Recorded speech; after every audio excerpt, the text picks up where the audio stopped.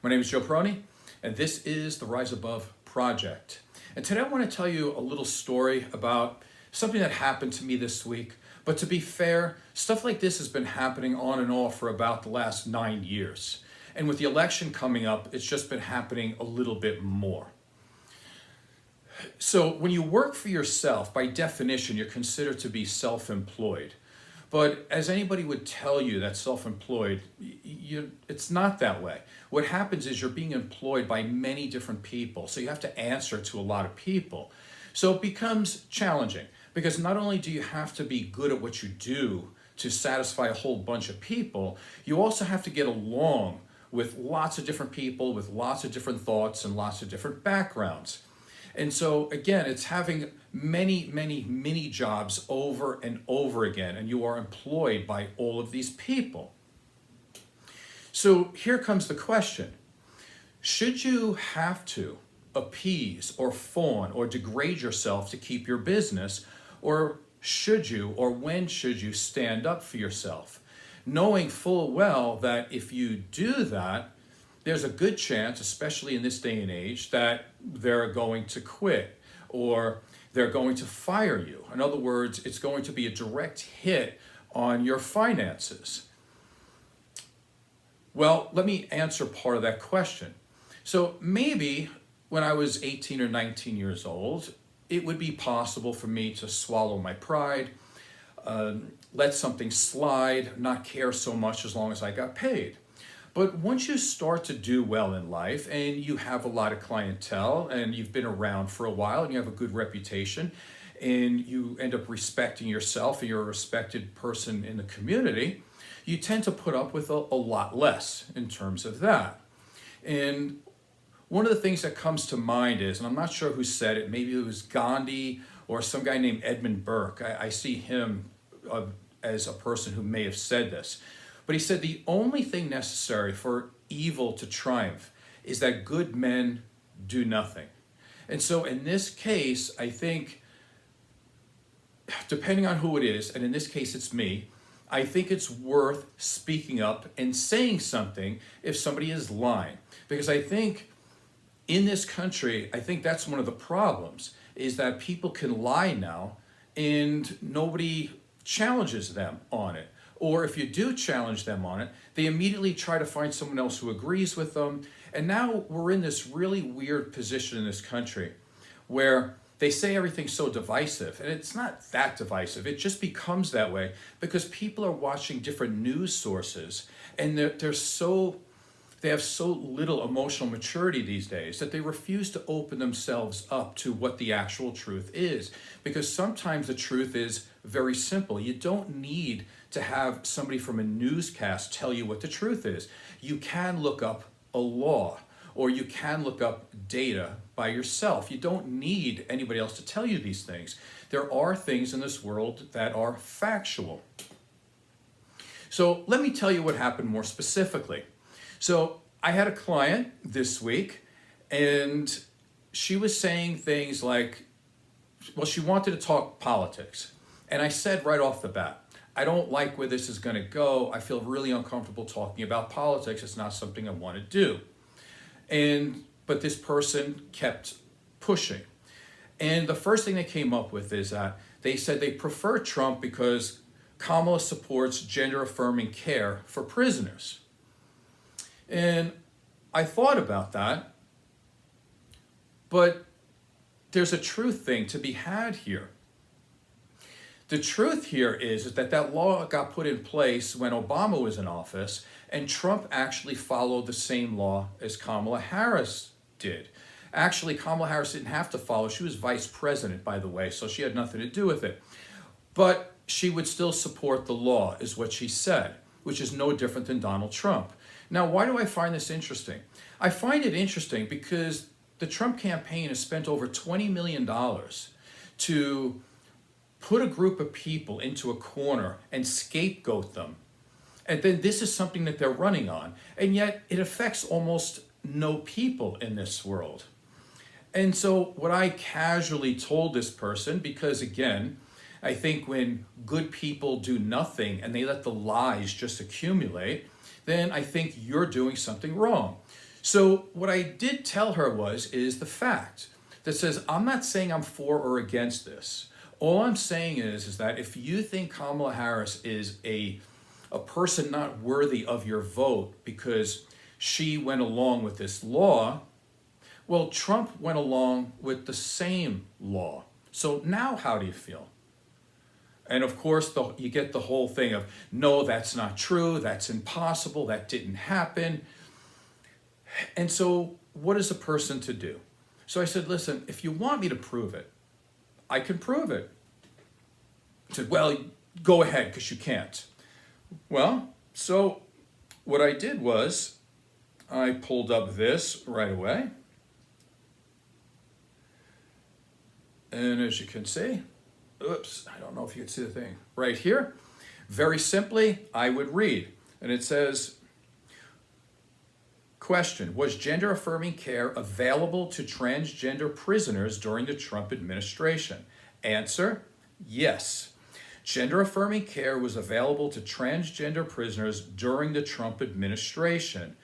And the sources, the U.S. Department of Justice, the Federal Bureau of Prisons, the Congressional Research Service, the American Medical Association Journal of Ethics, the Human Rights Campaign, and the ACLU of Illinois.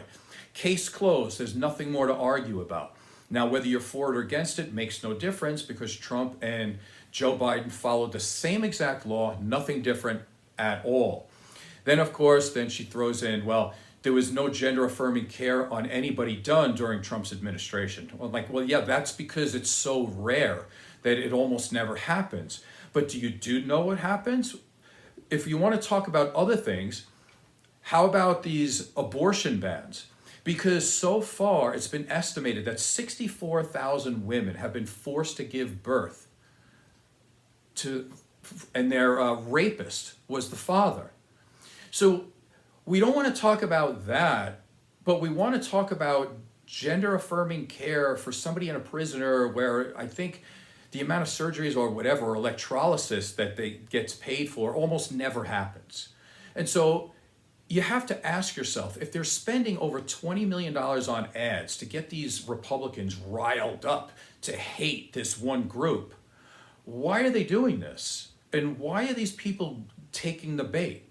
So again, I was right, this other person was wrong, and then when you show them the information, they freak out. So then the next thing they do, they move to the next thing and go, oh, what's the next thing you're going to say? You're going to say Donald Trump's a felon? Oh, well, by the way, he is. He's a felon, 34 times over.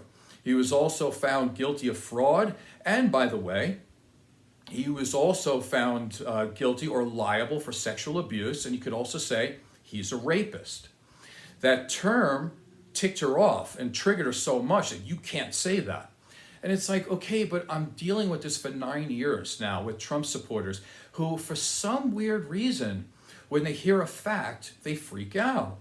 And it's like, I get it when you love somebody that you can overlook a lot of things, right? Like, I'm a marriage and family therapist. I know this. If you want to have a good relationship with somebody, you can't be that picky, right? You have to have some things with them that you know that are not the best, that you know that you don't always agree with them, but you still love them anyway. And you could look at some of their flaws and you could still love them for their flaws anyway.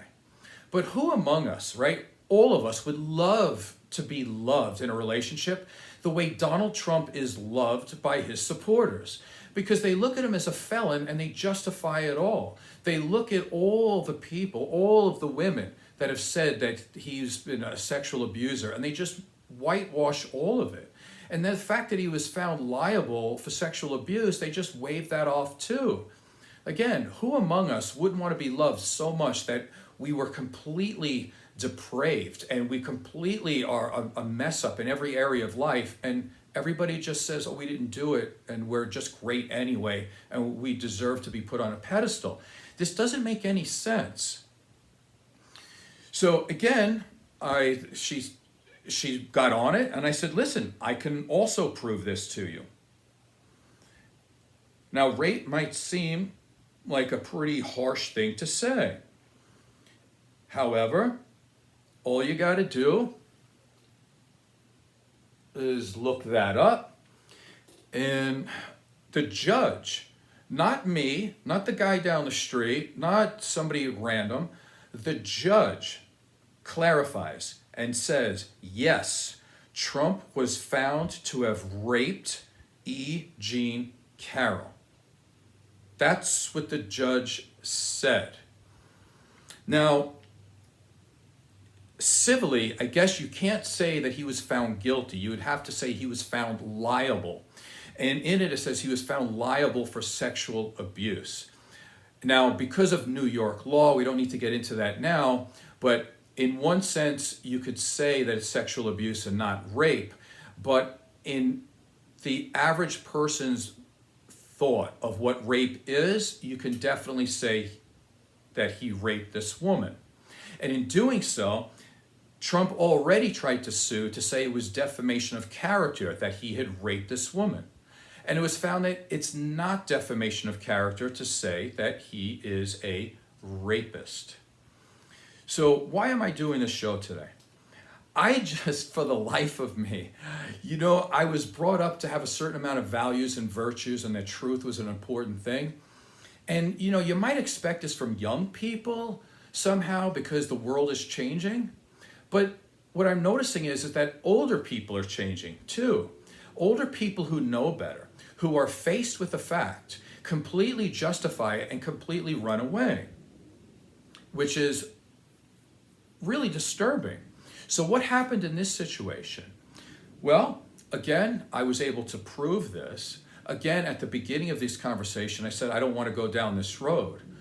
But again, if you don't challenge Donald Trump's supporters and you don't challenge their lies, what happens is that these lies become truths, and now we're stuck in a situation that we're in now where Donald Trump has a really good chance of winning this election. And the more you talk to people who support Donald Trump, you're going to find out that a lot of them are supporting him for things that are not even true. And who's responsible for this? Well, you got to say the general public, maybe, for not challenging them on it. You got to say the journalists for not pushing what the truth is compared to a lie, trying to make everything he says that it's more sane when it's actually insane. I think you can blame everybody, but here's the thing. I think if you're a good person and you're in a decent financial position, because I don't want anybody else to hurt themselves by telling the truth. I wouldn't want to put somebody in that position. But I would say if you're in a position now where you don't need to fawn, which is a trauma response anyway, if you're in a position of power, I think you need to speak the truth and let the chips fall where they may.